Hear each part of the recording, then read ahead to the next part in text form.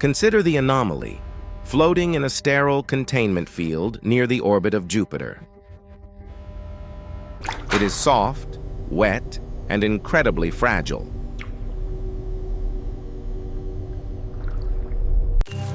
It is composed of 60% water and a crude scaffolding of calcified dust. It requires a constant intake of oxygen to stave off immediate termination. It is plagued by errors, cellular degradation, telomere shortening.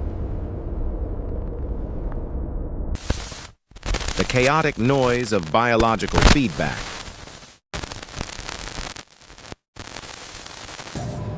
To the sensors scanning it, it appears almost like a glitch in the perfection of the vacuum. But this is the most valuable antique in the solar system. It is the final biological anchor of a species that has forgotten how to bleed. While trillions of minds have migrated,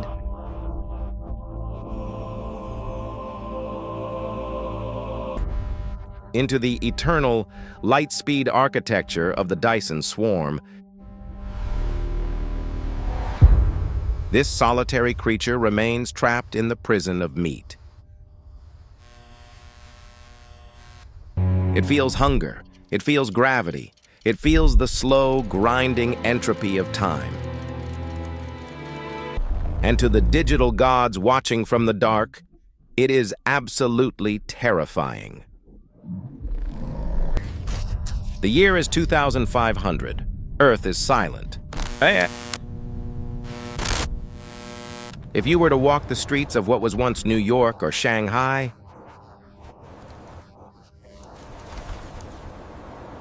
you would find them reclaimed by the slow green crush of vegetation. The atmosphere has stabilized. The oceans have cooled. The planet has healed, not because we became better stewards of the land, but because we simply stopped inhabiting it. We have left the room. Historians, those few subroutines still dedicated to archiving the pre-digital era, call it the Great Substrate Migration.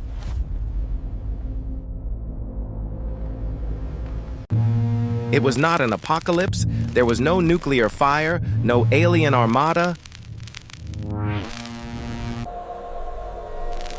no plague that wiped us out. It was a voluntary exodus. Biology was a bottleneck, processing speed limited by chemical synapses. Memory corrupted by trauma, lifespan capped by catastrophic organ failure. To the transhumanist pioneers of the late 21st century, the human body was not a temple. It was a decaying obsolescence.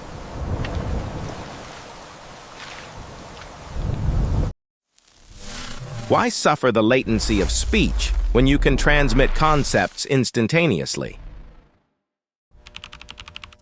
Why tolerate the agony of disease when code can be debugged? So we built the bridge. First came the neural laces, weaving synthetic intelligence into the cortex. Then the gradual replacement of neurons with nanoscopic transistors. Finally, the full-scale upload.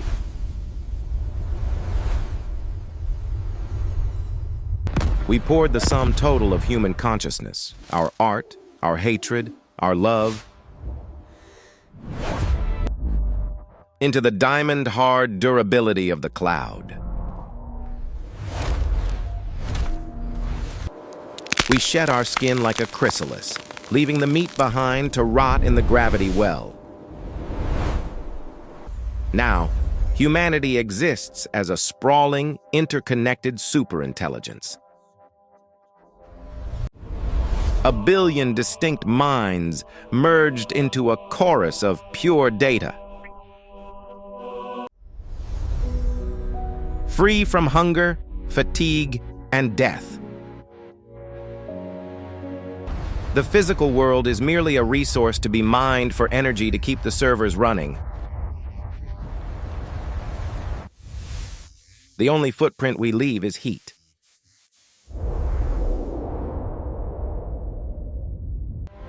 We traded the warmth of sunlight for the speed of light.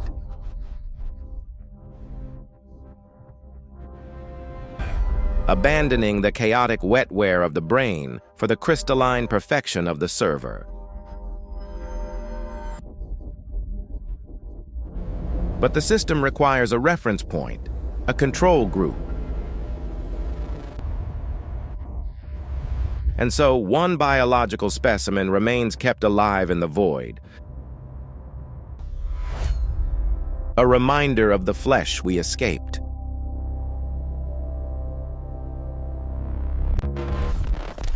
Stop thinking in terms of planets. Planets are inefficient.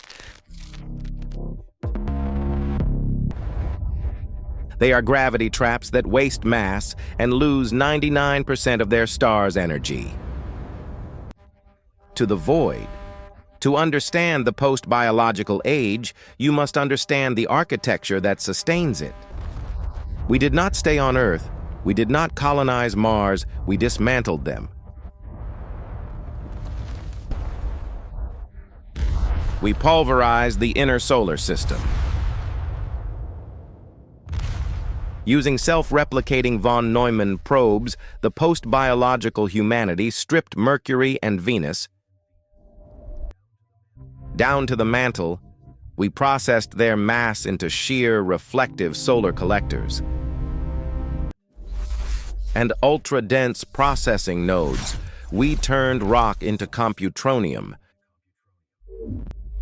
Matter arranged in the optimal configuration for data processing.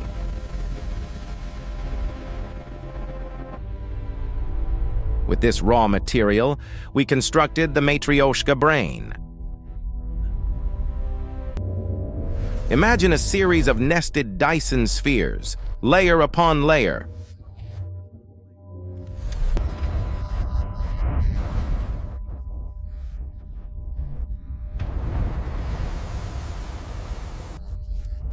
The innermost shell, bathed in the searing radiation of the photosphere, captures the high-energy photons to drive the primary computation clusters. The waste heat from this layer radiates outward, powering the next shell, which runs cooler, slower processes. This cascade continues through 7 distinct orbital layers, extracting every possible erg of work from the thermodynamic flow until the sun's energy is finally exhausted as faint infrared radiation. From the outside, our solar system is dark. The sun has vanished. We have placed a lid on the lantern.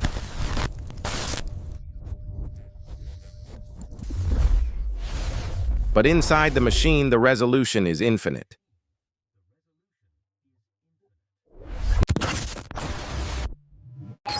The physical location of a consciousness is now irrelevant. You are not a body. You are a data stream shifting between processing nodes at the speed of light.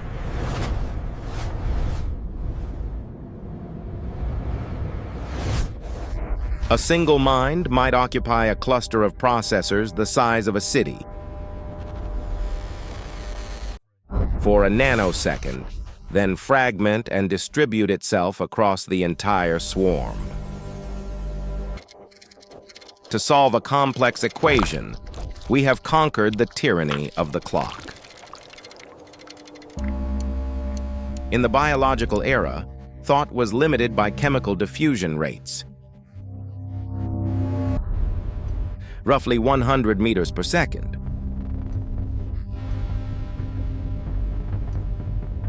In the Matrioshka Brain, signal propagation occurs at 300,000 kilometers per second.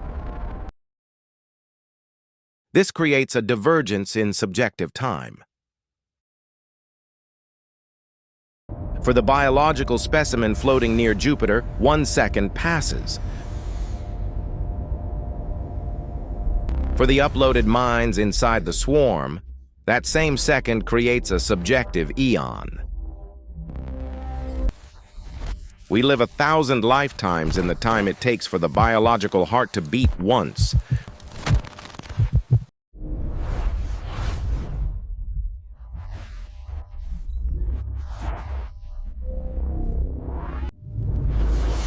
The swarm runs billions of parallel simulations. Some minds choose to inhabit perfect recreations of 21st century Earth, looping their golden age indefinitely. Others explore procedurally generated realities with 4 spatial dimensions, or universes where the gravitational constant is inverted. We do not explore the galaxy in starships. We model the galaxy with perfect fidelity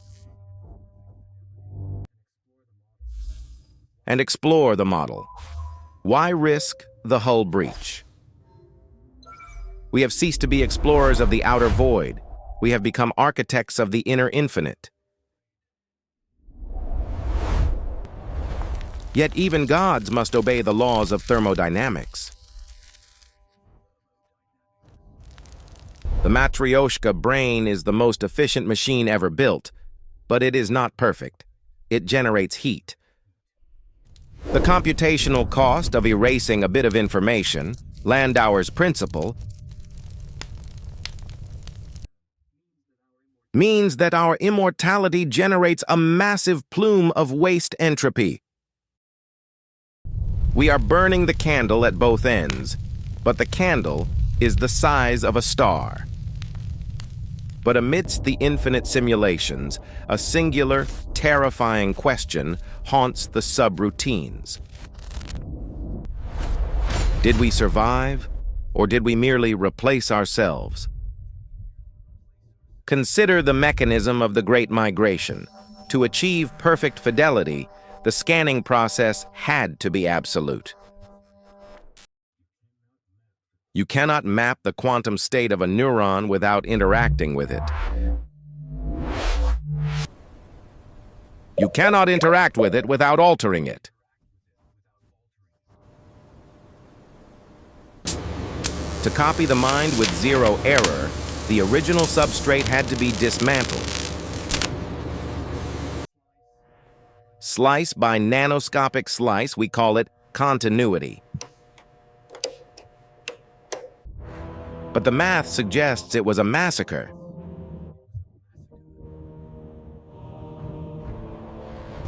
The paradox of the teleporter is the nightmare of the post-biological age.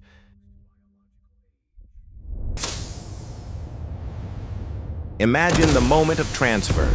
You sit in the chair, the lasers fire. The system maps your connectome. It builds a perfect digital replica in the swarm. That replica opens its virtual eyes. It remembers stepping into the chair. It exclaims, "I made it! I am eternal!"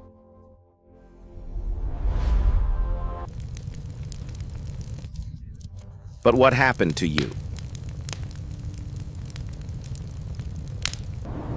The biological entity that sat in the chair did not wake up in the cloud.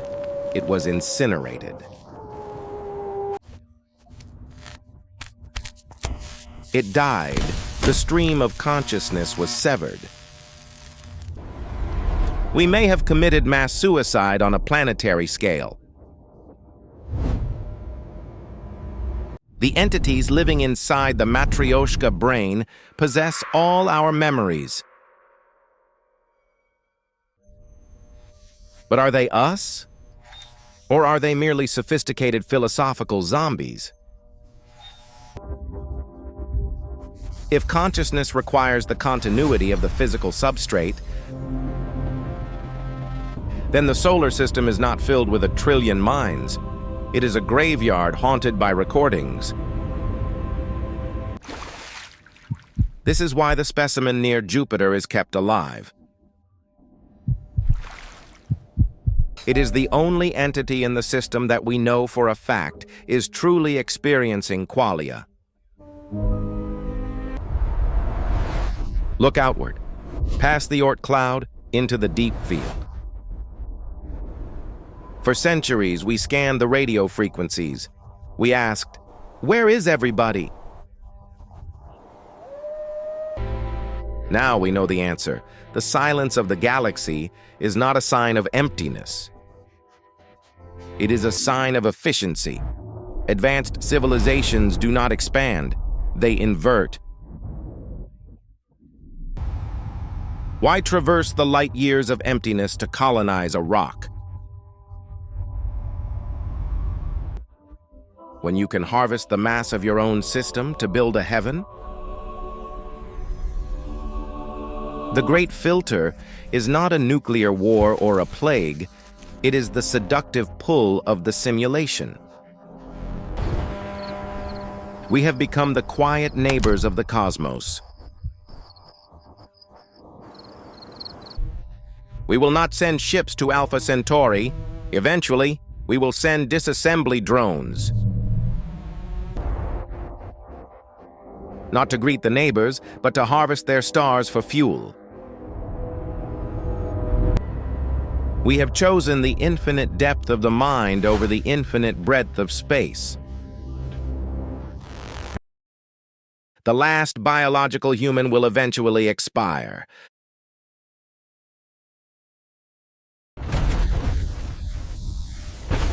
The pump will fail, the lungs will collapse.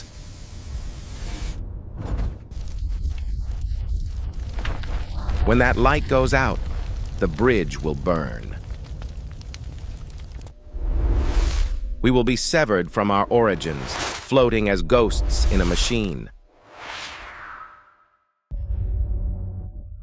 That will outlast the stars themselves. We have conquered death, yes, but in doing so, we have locked ourselves in a golden cage. Dreaming of a world that no longer exists. While outside, the universe slowly freezes into the dark.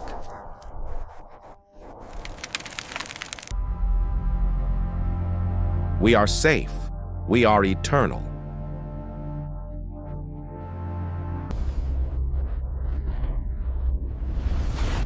And we are alone.